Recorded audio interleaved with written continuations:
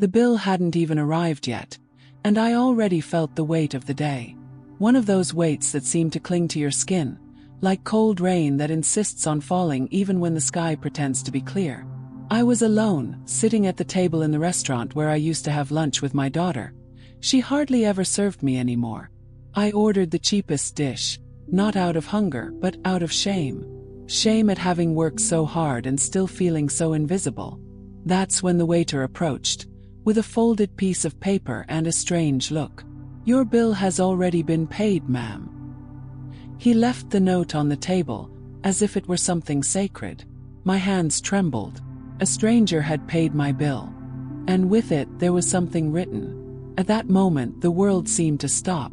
The clinking of cutlery, the voices, the murmur. Everything fell silent. I stared at that small piece of paper as one stares at a locked door, knowing that, behind it, something could change my life forever. For a second I thought about not opening it.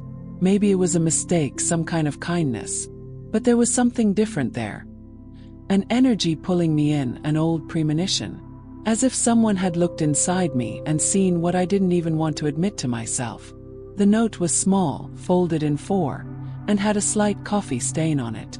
I held it like one holds a secret. Who would do this? Who would pay the bill for a tired, lonely woman, forgotten by her own blood? And even more, why? My heart raced. I remembered my last conversation with my daughter, the cold words that still echoed like a dagger. "You live in the past, Mom. I have my own life." The note I was holding now seemed to have come from the future, a message written by someone who knew more than I did. There are gestures that seem simple, but carry the weight of judgment or forgiveness. And there, between the paper and the silence, something told me that that note wasn't just a thank you. It was a sign. Mirror. An old wound about to be touched. It took me long seconds before I untied the knot in the paper. The entire restaurant seemed to be watching. The waiter, the tables next to me, even the clock on the wall kept ticking away the time in breaths. That small gesture, to open or not to open, was worth more than any bill, any debt, any unspoken apology. What if it wasn't a gesture of kindness? What if it was a warning? There are words that save and others that destroy. I had already received both, and I only learned the difference when it was too late.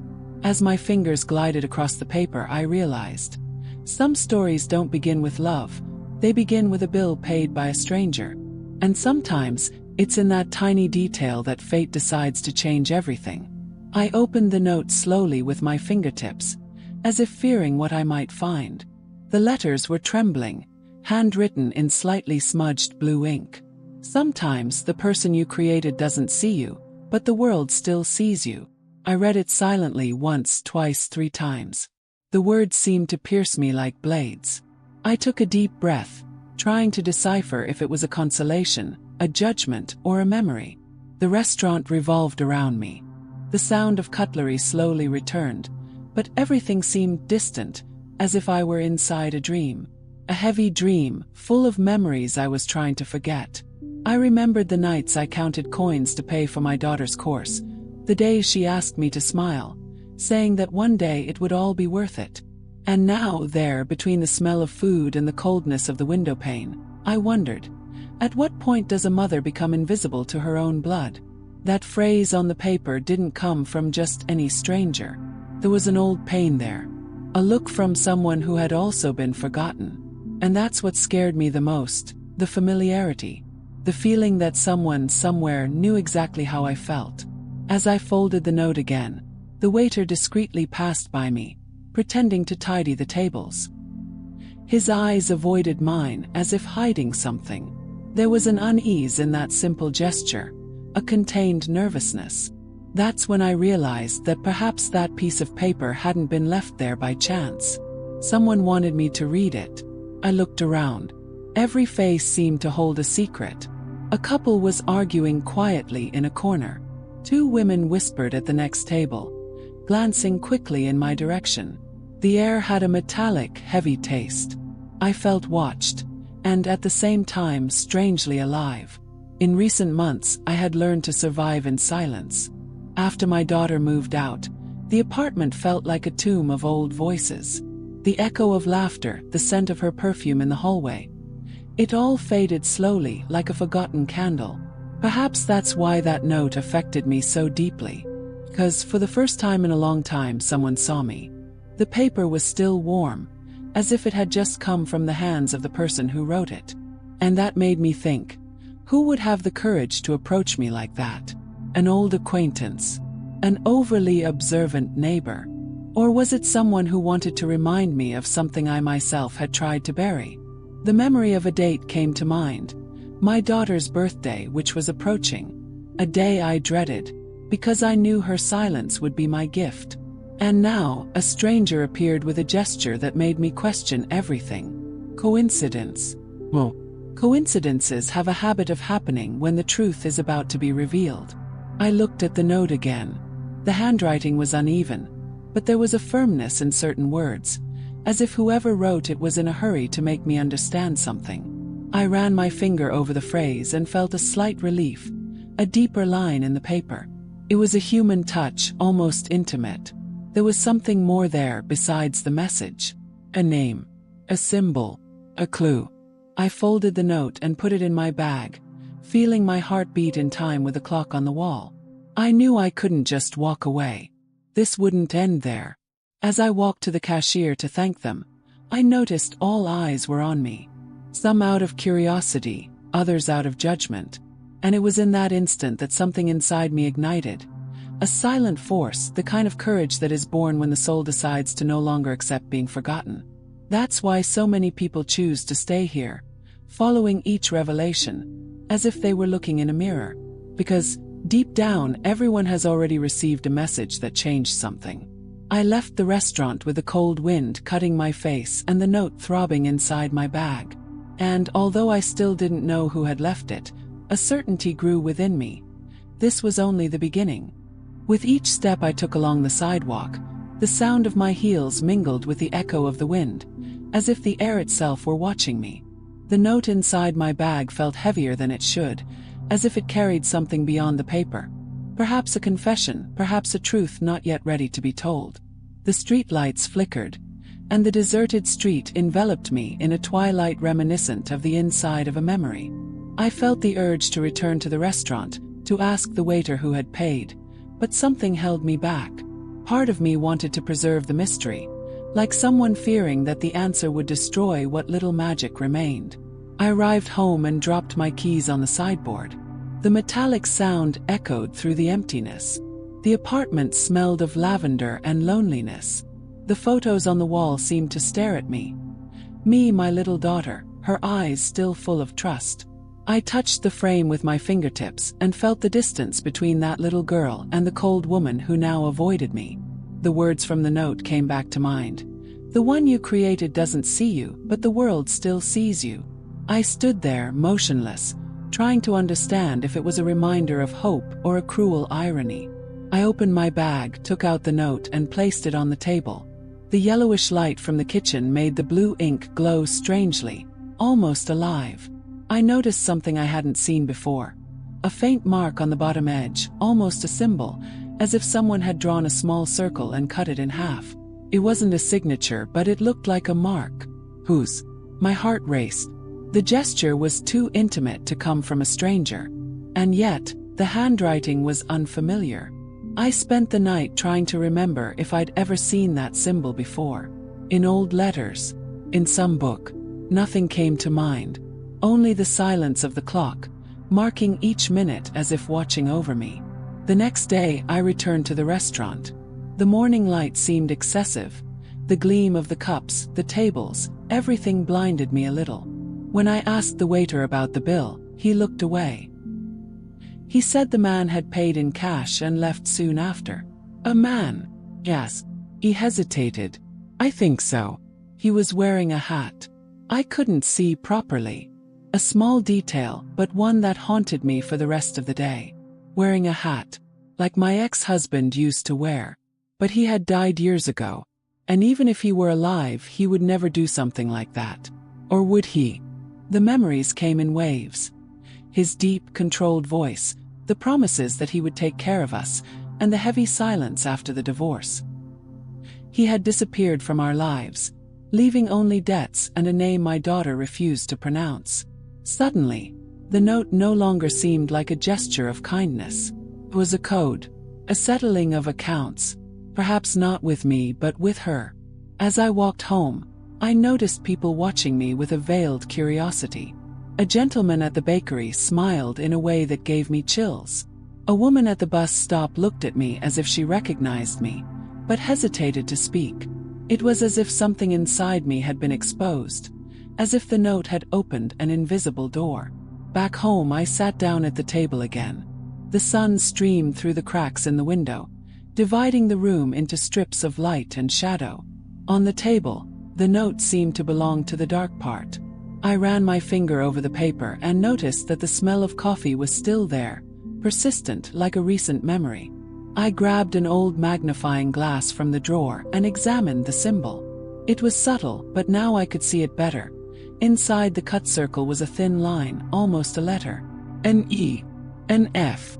The outline seemed to have been done hastily, but not carelessly, as if the author knew I would be looking for it.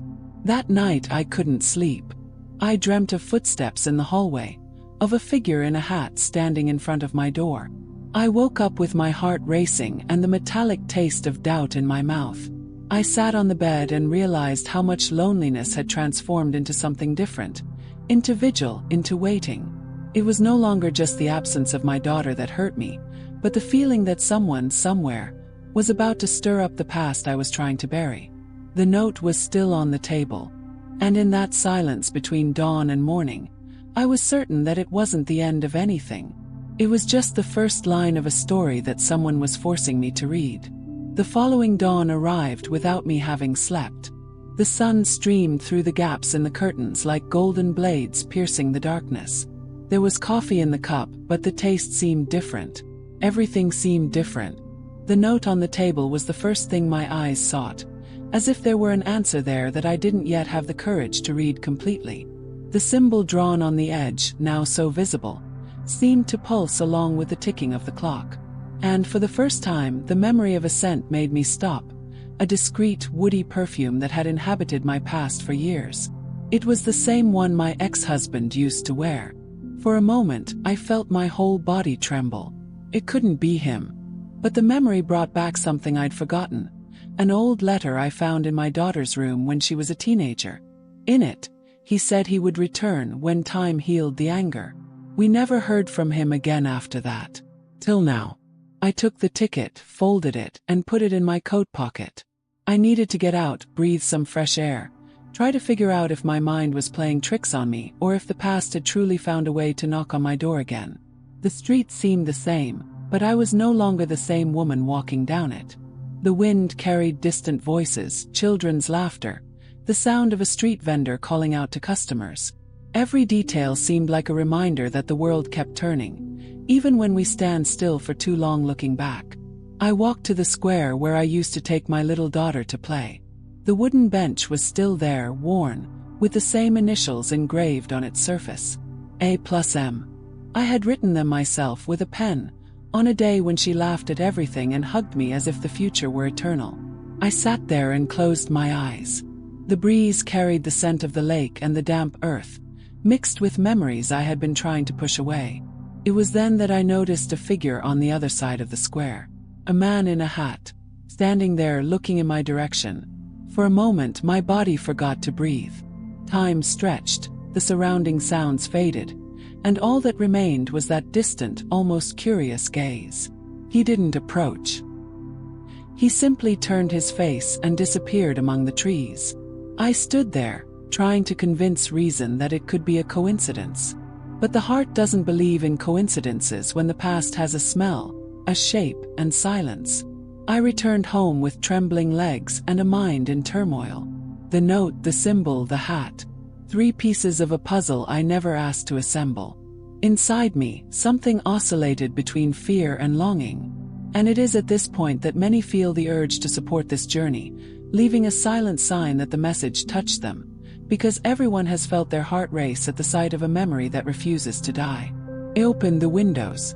The afternoon light flooded the room, and in that brightness I realized how much my house had become a haven for ghosts. On the table, a pile of old letters, all unanswered.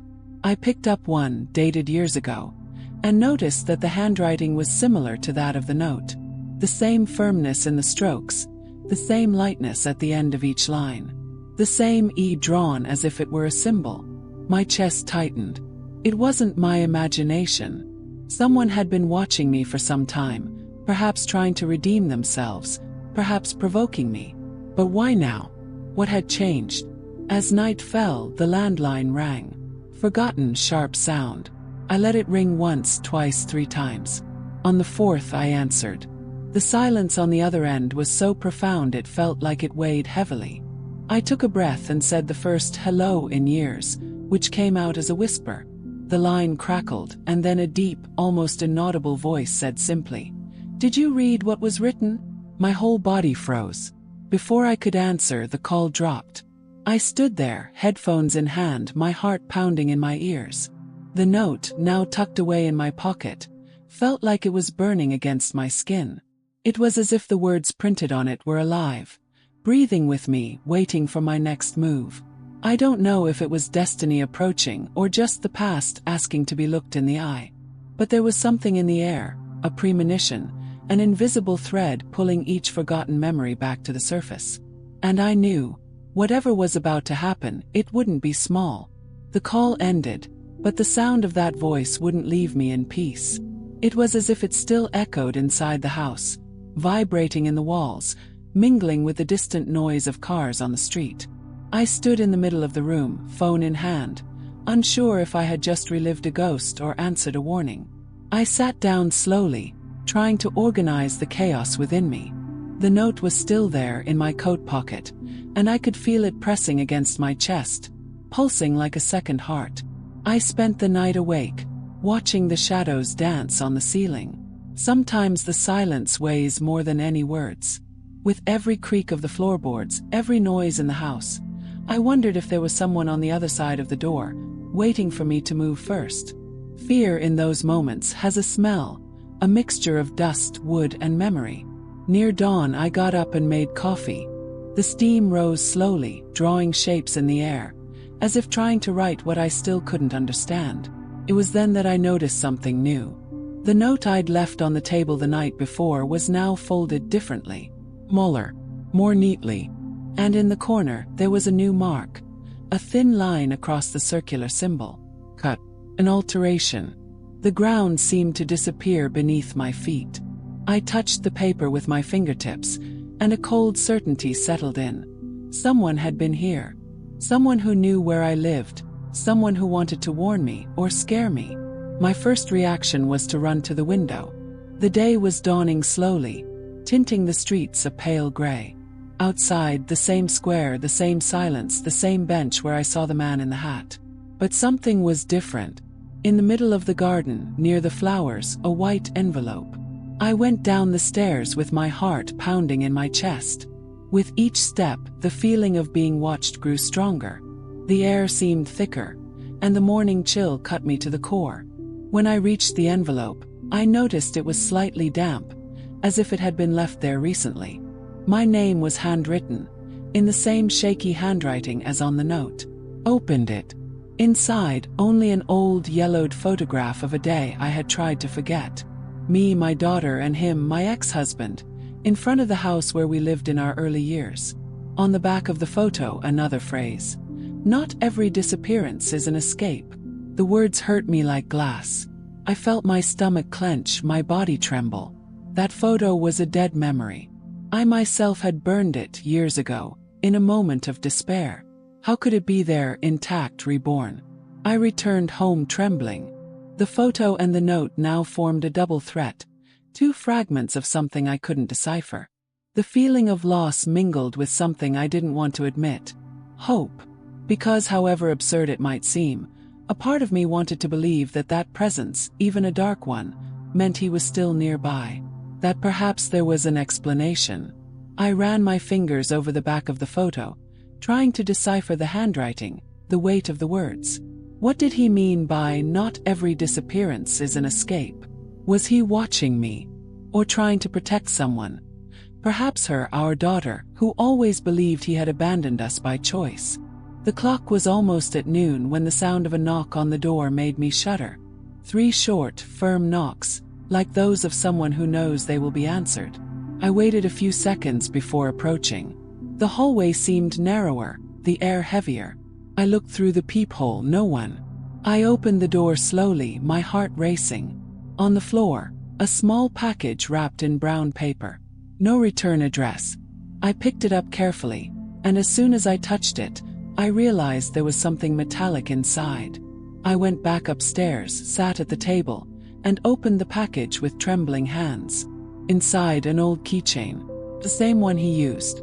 A small rectangle of leather with the initials engraved in silver. E.M. And tied to the keychain, a piece of blue ribbon, the same one I used to wear in our daughter's hair when she was a child. I felt the ground spin. It was as if time had tied itself in a knot, mixing past and present in a single breath. Each object seemed to bring a part of it back and, at the same time, drag me into a story I might never have truly understood. I stared at that keychain for minutes that felt like hours. Memories rushed back like waves. His laughter, the calm way he folded his shirts, the cold look of his final goodbye. And amidst it all, a thought settled in like poison. What if he had never left of his own accord? I closed my eyes and felt the weight of the silence. The note, the photo, the symbol, the voice. Everything pointed to something that was about to emerge, something that, until then, had slept beneath the dust of my history. And I knew, with the same clarity as someone who senses a storm approaching, that the next discovery wouldn't just be about him. It would be about me. I spent the rest of the afternoon with the keychain in the palm of my hand, like someone holding a piece of time they don't know where to put. The texture of the leather was rough, and with each brush of my thumb, I heard footsteps lost in old hallways. The house we had, the drawer where he kept coins, our daughter's muffled laughter when I tied the blue ribbon in her hair and told her that one day everything would be easier. Now, the same ribbon seemed like a question. At what point does a child's bow become a knot in a mother's throat? I pressed my forehead against the window pane. The glass still held the chill of the early morning, and I saw myself reflected between the buildings, small, double, fragmented. The city continued indifferently. Horns, buses, a corn vendor passing by with his cart. His hoarse voice offering warmth on a piece of paper. Inside, the silence weighed heavily. I opened the drawer where I keep paid bills and old receipts, and something compelled me to search it as if searching for air. I found, at the bottom, a forgotten envelope. The almost faded stamp said a month that hurt more than the others. Inside, a repair receipt. Wristwatch, replaced strap, initials EM, engraved on the lid. The watchmaker's address was 2 blocks from the square. I had never seen anything like it. Who took it? Who paid? Why did it come back to me now? I left before the thought had finished. The afternoon was waning, and the sun raced along the walls like a gentle fire. On the sidewalk, the trees cast long shadows, punctuated by sparks of light. I walked to the watchmaker's shop with its narrow doors and old window where, if you pay attention, real time unfolds. Hands, springs, gear teeth chewing up minutes. The owner looked at me over his glasses. His face furrowed with marks that weren't from impatience, but from someone who had witnessed a long wait. I showed him the receipt.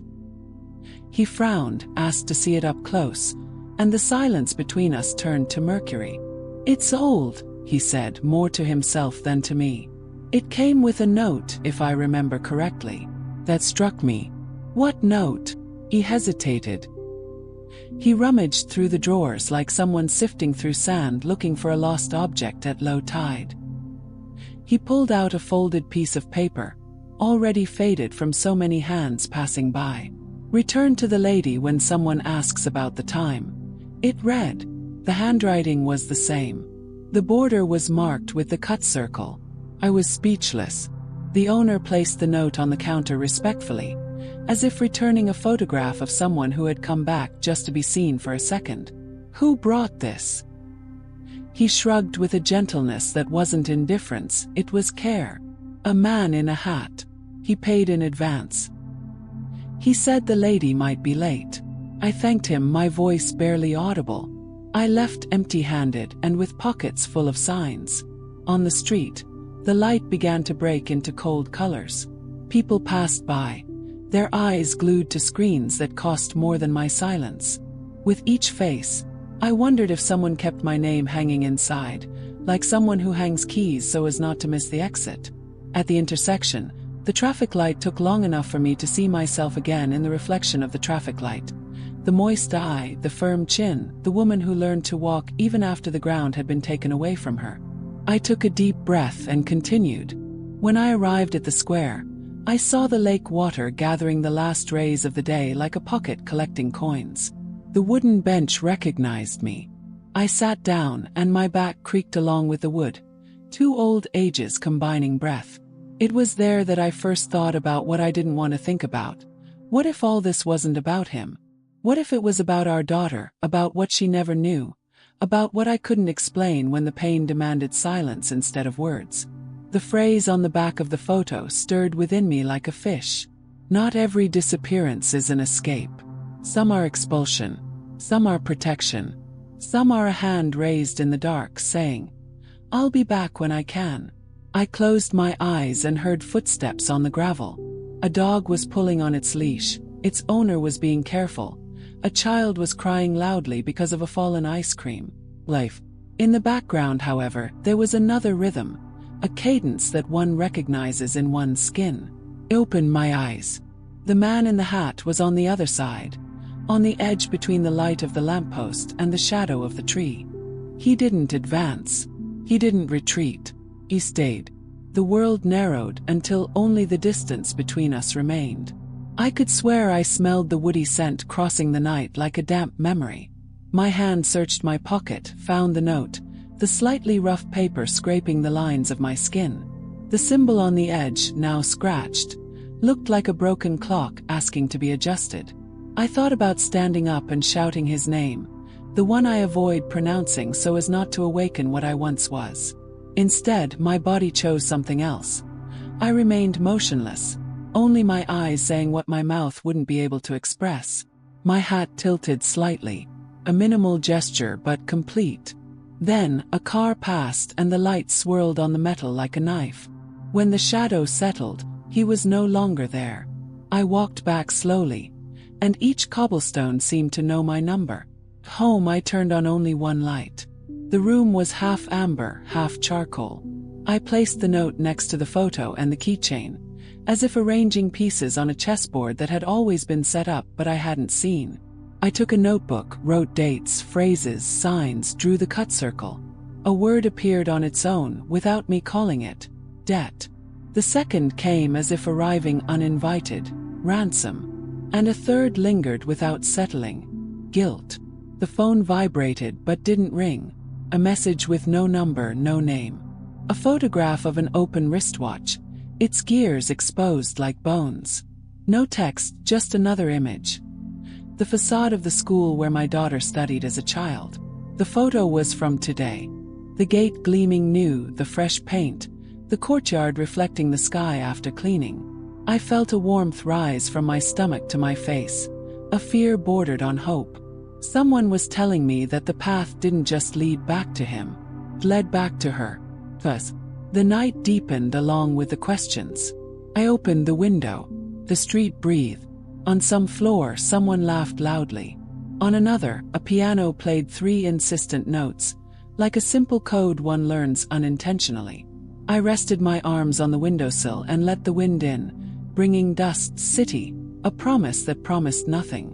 Whatever was moving beneath this ground had the design of something ancient and, at the same time, the fright of something that had just been born. I closed the window but left the latch open.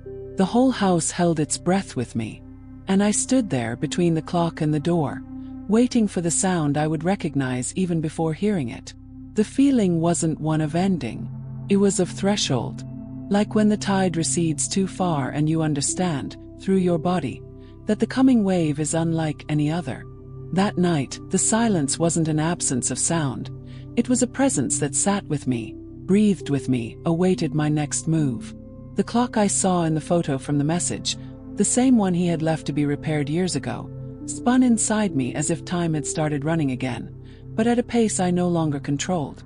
I opened the image again.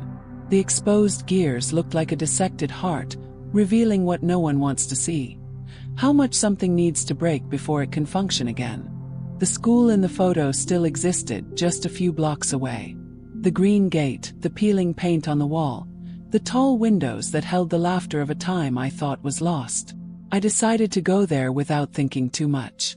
The body sometimes obeys things that reason hasn't yet understood.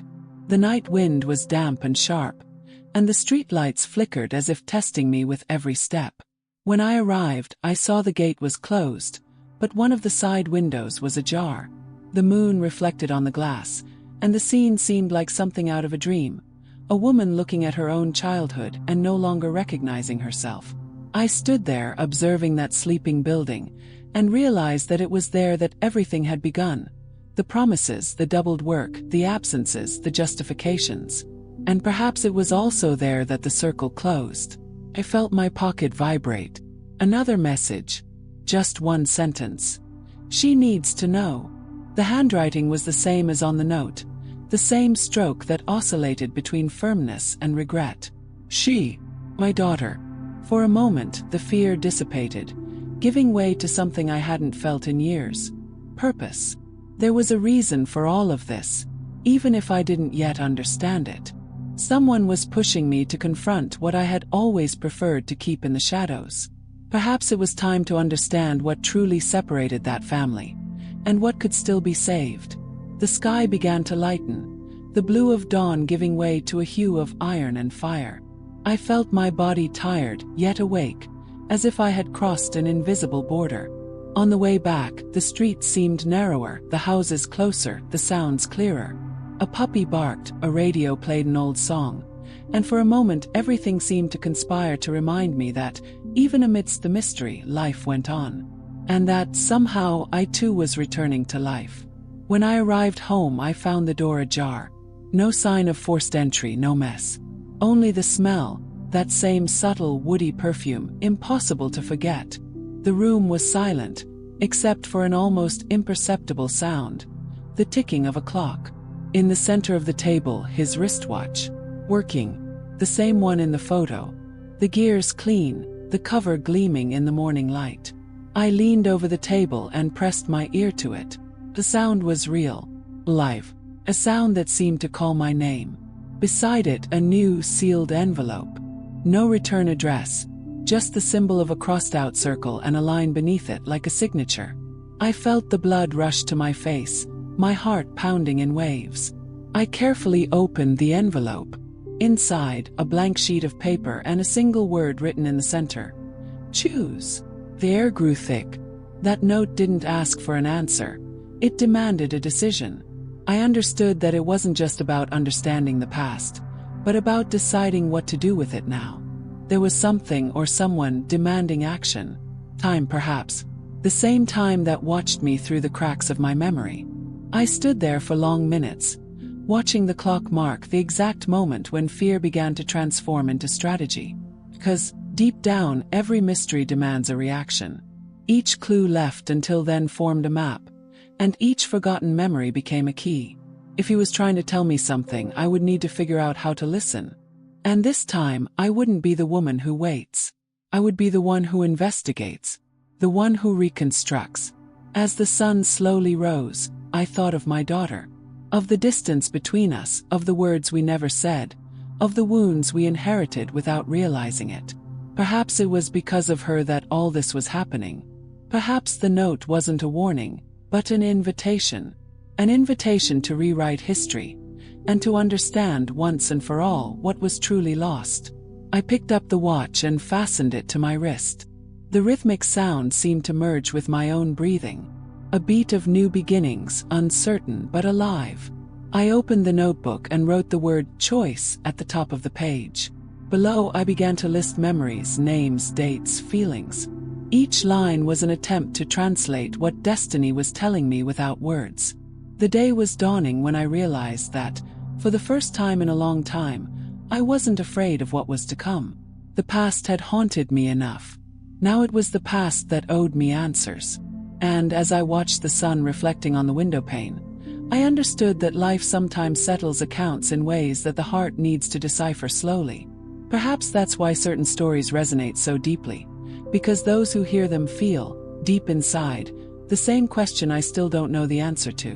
What would your choice be? The clock continued to tick steadily, as if each second were a reminder of what was yet to come. The sound, once comforting, now seemed like a challenge.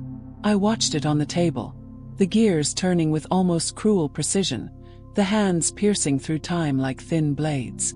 This was not merely a returned object. It was a call, a silent summons. And the word choice, still fresh on the white page, weighed like a sentence. The house seemed to breathe along with me, slowly, attentively. The shadows moved as the sunlight slipped through the cracks in the window. The wind played the roll of the clock, making it tremble, as if the letters were alive, restless, begging to be read again. Choice. So simple, so devastating. Choose what? Continue running from the past or confront it, even if it meant discovering truths that could shatter me. I paced the room as if gasping for air. I touched the walls, the mementos hanging in picture frames, the echoes of a life that no longer existed. Every corner of the house seemed to hold a secret. The hallway mirror reflected something that wasn't just mine. It was the woman I once was, who was still trying to talk to me. The image seemed to ask if I was ready to pay the price of knowing too much. I opened the old cabinet, the one where I kept boxes of mementos. Inside I found letters, photographs, travel tickets. Among them a thin, almost forgotten folder, with my daughter's name scribbled in pen. Inside, an old copy of a court case file. The stamp read, "Confidential." My hands trembled even before I opened it. And when I did, I saw his name, my ex-husband's, linked to something I never imagined. An investigation. Embezzlement, omission, hidden witnesses. All dated from the period when he disappeared. The word escape came back to mind, but now with a different flavor. Maybe he hadn't run away from us. Maybe he was running away from something much bigger. Maybe disappearing was the only way to keep us alive. The lines of the document blurred as I read, as if the truth seeped between the lines. There was mention of a protected witness. Woman. No name. Only the initials, Mess. My body froze. Those were my daughter's initials. I sat on the floor, the paper trembling in my hands. The memories began to blur. The day she cried locked in her room, the long silences, the empty stares at family gatherings. What had I missed? What did she know that I failed to see? The ticking of the clock mingled with the beating of my heart. For the first time I realized how much those two rhythms seemed to compete. Time wanting to move forward and me trying to hold it back. I got up, looked out the window. The street continued as usual, the cars, the people, the world at its habitual pace. And yet everything was different. Picked up the phone. My daughter's name was there on the screen, waiting for a call that I hesitated to make. I could call and end the mystery, or I could wait and see where that web would lead me. The fear of pushing her away forever paralyzed me. And on the other hand, the curiosity to understand what she was hiding called to me with an almost physical force. I left the phone on the table and went to the window again.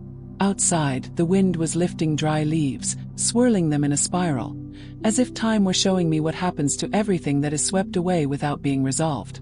One day, it returns, swirling, demanding its place. Looking in the mirror, I noticed something different. On the fogged glass, etched with the vapor of my own breath, was the same symbol, the crossed circle, the same one that appeared on the note in the photo on the watch. But now it was inside my house. I ran my finger over the line, and the symbol dissolved, running like a tear. For a moment, I thought I was imagining things, but the damp mark remained. It wasn't an illusion. It was a message. Someone had been there again. A shiver ran through my body. I walked to the bedroom and saw the bedside table drawer open. Inside, a small envelope, identical to the previous ones, awaited me. I opened it carefully, my heart pounding, and found only a photograph, this time a recent one. Me standing in front of the school watching the gate. The image was from the previous night. My hands were sweating. Someone was watching me. Someone wanted me to know it. On the back of the photo, a phrase written in pen. Not everything you protected was truly safe. The words burned in my eyes, and I felt something inside me silently break. The protection I thought I had offered my daughter might have been the very thing that kept her prisoner. What I thought was love could have been fear. And fear, disguised as care, can become the most painful prison. I sat on the edge of the bed and took a deep breath. The clock kept ticking away, each second a reminder that there was no turning back. The story was unfolding before me like an abyss, and I was about to look inside. The afternoon light filtered through the cracks, tracing golden streaks on the floor. Between them, dust hung suspended like tiny stars in motion. And it was there, amidst that broken light, that I realized. The truths that lie deepest are the ones that shine brightest when they finally decide to emerge. But light can sometimes blind you too. And I knew that, from that moment on, everything I saw or discovered would change not only the past but what little remained of the future. The photograph was still in my hands when I realized how deafening the silence could be. Every object around me, the lampshade, the curtains, the crooked frame on the wall, seemed to watch me, complicit in a secret everyone knew but me. The phrase written on the back of the photo echoed within me.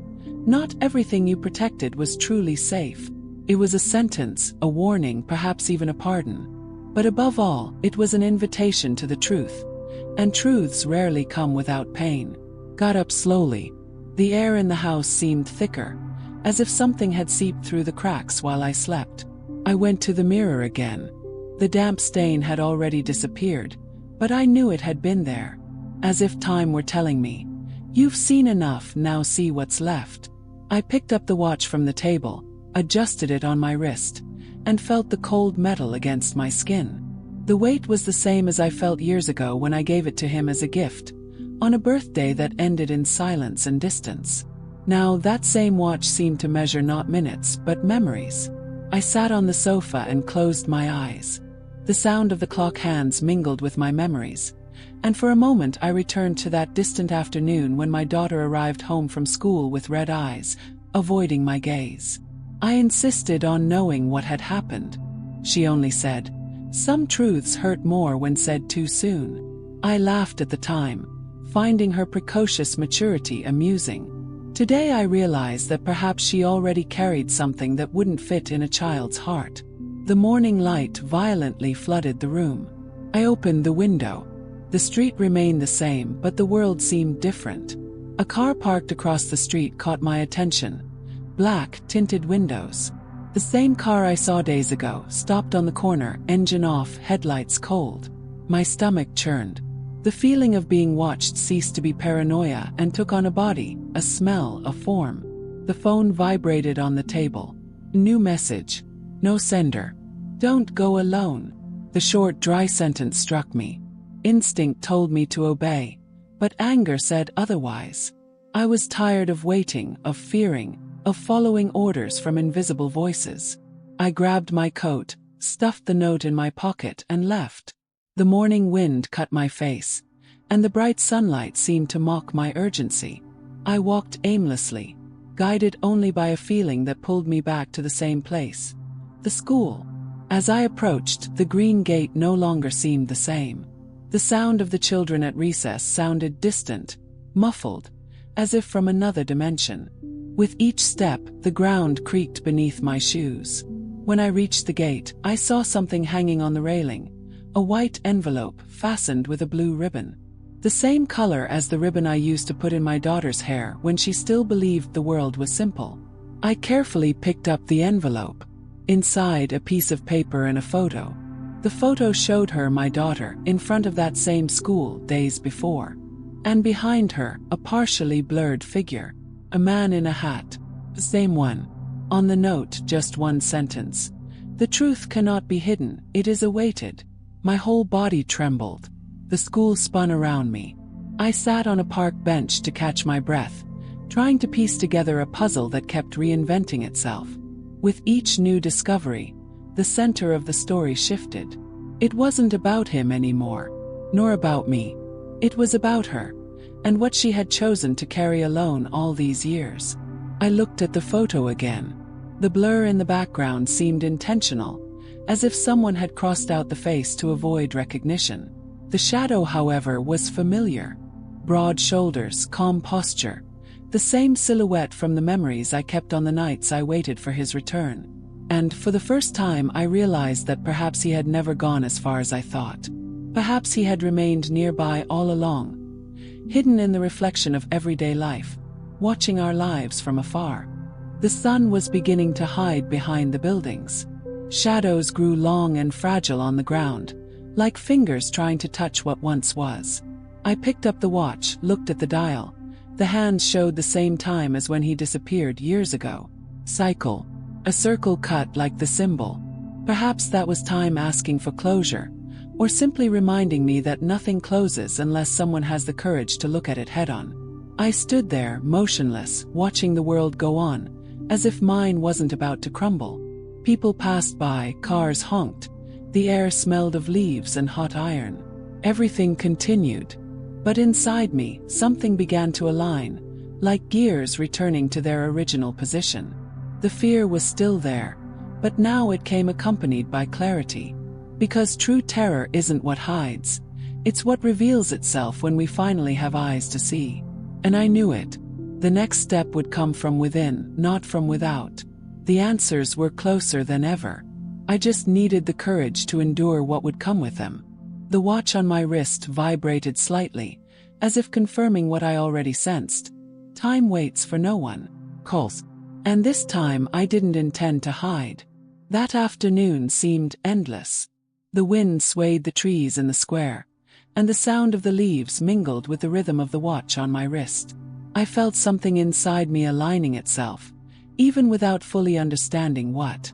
The fear no longer hurt as before. It simply existed, calm, patient, like an animal that finally accepts its leash. I took a deep breath, and for the first time, I felt I didn't need to chase after the answers. They were coming to me, one by one, at the speed of time that I had finally learned to hear. I walked home slowly, observing people's faces. Each one seemed to carry their own invisible note, a story folded inside their chest, ready to be opened. Life is like that. What we call chance is often just destiny asking to be recognized. And in that instant, I realized that the note that changed everything wasn't about a stranger. It was about me. Someone somewhere had reminded me that I still existed, that I was still seen. Upon entering, the house was different. Light filtered through the curtains and gently touched the objects, as if time itself had slowed down. On the table I found the clock stopped. The hands had frozen exactly at 10 past 10. There was something symbolic about that. A meeting, perhaps, between what I was and what I can still be. Beside it, a final envelope. The same white paper, the same symbol of the cut circle. I opened it carefully, and inside was only a blank sheet of paper. No words. Just a small stain in the lower corner, as if someone had started to write and given up. I sat before that silent sheet of paper, and a slight smile escaped me. Understood. The emptiness was the message. The story wasn't meant to be read. It was meant to be continued. By me. By her. By everyone who, at some point, had to choose between keeping the past and setting it free. The note that made me cry had become the page where I began to write a new version of myself. I picked up the notebook, the same one where I had recorded every clue, every memory. I wrote my daughter's name at the top, and below, just one sentence. Not all pain needs an answer. Some just need to be understood. The sound of the pencil on the paper felt like healing. A small gesture, but whole. That's when I heard a light knock on the door. I didn't wait. Opened it. She was there. My daughter. Time seemed to stop again, but now in a different way. Without fear, without distance. Her gaze wasn't that of someone seeking explanations, but rather that of someone who was finally ready to listen. Neither of us said anything in the first few seconds. The silence between us, once so heavy, now fit within the embrace that followed. An embrace full of forgiveness, made of old fragments that, by some miracle, still fit together. As the sun bid farewell on the horizon, I realized that perhaps the true mystery had never been about the man in the hat, nor the note, nor the watch. The enigma was time, and the way it returns what we thought was lost, only when we are ready to receive it. Each sign, each message, each fear, was merely the path leading me back to what always mattered, the courage to begin again. Night fell slowly, and the house began to breathe again with me. The clock was still stopped, but I no longer needed it to tick. Because I had learned that time isn't measured by the hands of a clock, it's measured by the decisions we make when we stop running away. The choice the note demanded of me wasn't between the past and the present. It was between remaining asleep or waking up to my own life. I looked at the blank page one more time. I felt the urge to write something new, something of my own. I simply wrote, "Thank you." That was enough. I closed the notebook, lifted my head, and felt my breath lighten, for the first time in years. Perhaps that's why so many recognize themselves in stories like this.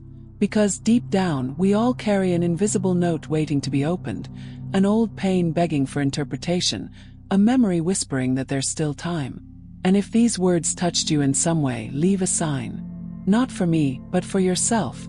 A simple, silent gesture from someone who understands that life isn't erased, it's rewritten. Today, I am no longer the woman who waited for destiny to come to me. I am the one who learned to walk alongside it. And as the clock finally ticks again, I realize that the true miracle wasn't the ticket, nor the forgiveness. It was the reunion with myself. And that's why I say, if something moved you inside, like, comment, share. Because every story of redemption begins when someone, somewhere, decides not to remain silent in the face of their own truth.